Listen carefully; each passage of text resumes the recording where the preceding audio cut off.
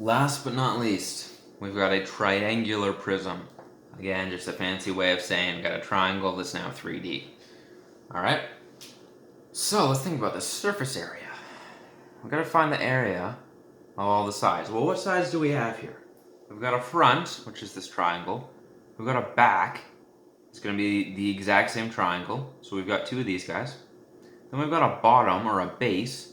It's going to be a 5 by 3 rectangle, right? If you can imagine the bottom of this looking from below. And then we have this side. And then this side's going to be the same thing. They're going to be 3 long by 3 wide. Alright? So we got two of these triangles, two of these squares, and then we got a bottom base that's a rectangle. Okay, well, let's find the area of those three shapes and then go from there. So how do we find the area of this triangle here? Do you remember how to find the area of a triangle? Wait a second, we've done that. You do the length times the height, and then you divide it by 2. Why do we divide it by 2? Because it's half of a rectangle, right? Okay, so the area of this triangle,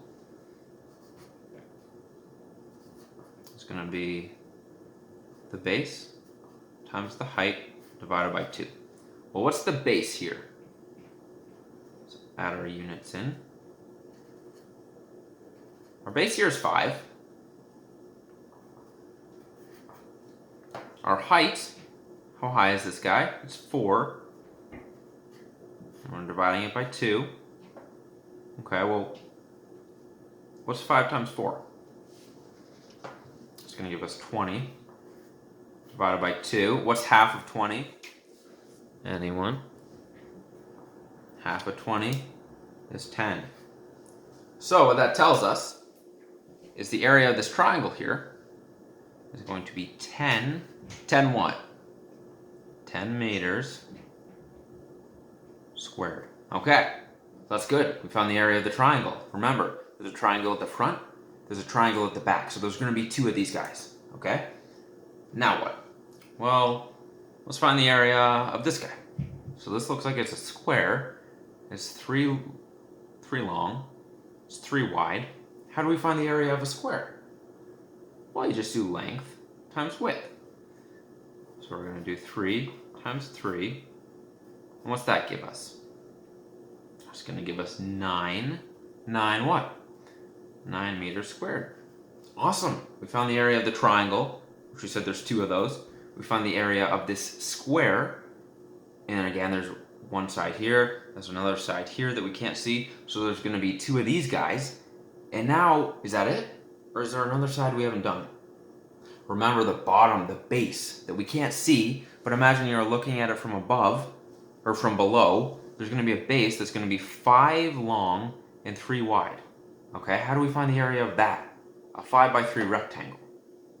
Well, again, I'm running these all over the place. Probably not the neatest, but you know, we're getting there, and that's what matters. So how do you find the area of a 5 by 3 rectangle? Well, again, you just do the length times the width. So we do 5 times 3. Anyone know what that gives us? 5 times 3? 15 meters squared. And again, this represents the bottom that we cannot see. So we've got 2 triangles, front and back.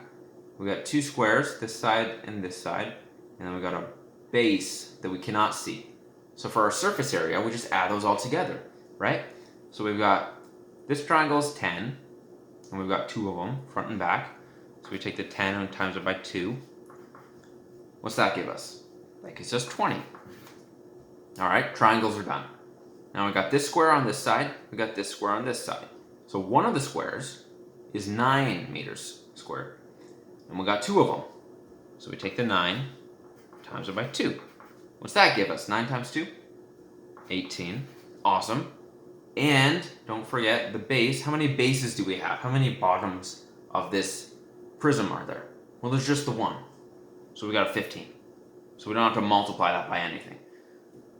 Now we just add them all together. We take the 20 plus the 18 plus the 15. That's the base that we just have one of. Okay, 20 plus 18 plus 15. What does that give us? Anyone? That's gonna give us 53. 53 what? 53 apples? 53 penguins? No. 53 meters squared. Surface area, done. Alright, the only thing that stands between us and the finish line now, how do you find the volume of this weird looking triangular prism? Well, think about it. How do you find the volume of this? You did the length times the width times the height. Or in other words, you figured out the area of the front, right? The length times the height, and then you multiply that by how wide it was. You said, okay, well, this is 24, and we have that 3 times. Here, you found the area of the front, 3 times 3, and then you multiply that by how wide it was, 3 times 3 times 3. Or you're going to do the exact same thing here. Basically, just find the area of the front, and then multiply that by how wide it is. Well, congratulations, we already found the area of the front, didn't we? We found that it was 10 meters squared. So that's done for us. All we got to do now is take that area, multiply it by how wide it is, which is 3. So we take the 10, that's the area of the front, and then how many of those, 5 by 4 triangles do we have? Well, we have it 3 times because it's 3 meters wide. So you take the 10, multiply it by how wide it is, and what's that going to give us? 10 times 3. That's going to equal 30. 30 what? Meters. I hope you didn't say squared, because volume is cubed, right? Now, if you wanted to figure out the actual formula for this, because we did that here, length times width times height, right? Basically, it would be the base times the height divided by 2, which is the area of the front. So let's just say this would be base times height divided by 2. And then that whole thing would be times 3. Sorry. Times the width.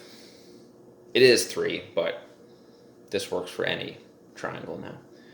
Alright, so it would be base times height divided by 2 times the width. You could also rewrite this. You could just put all of these at the top.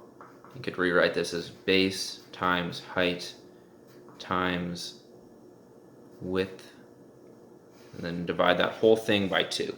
And you might say, well, those don't look like they're the same thing, but it works because let's just do it. So base times height, base is 5, times the height is 4. Well, 5 times 4, what's that give us? That's 20. And then if we times that by the width, which is 3, you take the 20, times it by 3, it's going to give us 60. And then if you divide that whole thing by 2, 60 divided by 2, it's going to give you 30, which we already said is the right answer. So for the volume of a triangular prism, either one of these works.